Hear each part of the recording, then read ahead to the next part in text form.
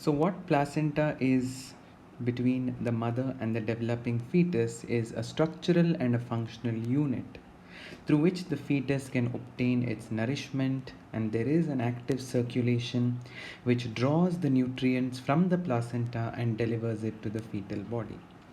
So we need to understand what are the major components of placental circulation here. Now this is the placenta, as you can see, it is highlighted, it is shown with a bracket over here.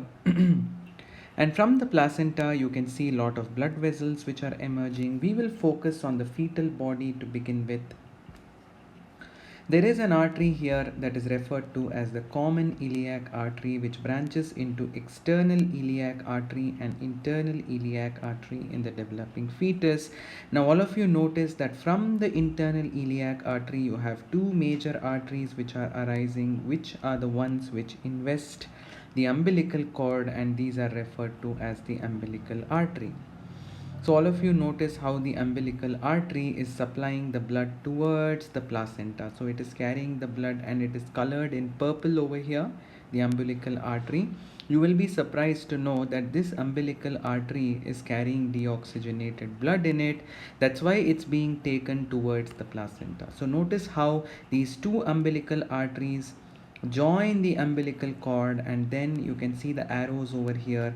They deliver this deoxygenated blood all the way towards the placenta. In the placenta, what happens? Oxygen from the mother's blood enters into the placenta, and this blood, which was carried by the umbilical artery, now becomes oxygenated.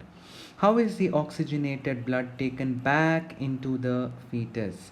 Now that is taken with the help of the umbilical vein, the red colored blood vessel that you can see here. This red colored blood vessel will carry the oxygenated blood from the placenta, and see the direction of its transport. It carries the oxygenated blood towards the developing fetus and enters through a small vessel called the ductus venosus directly into the inferior vena cava of the fetal circulation.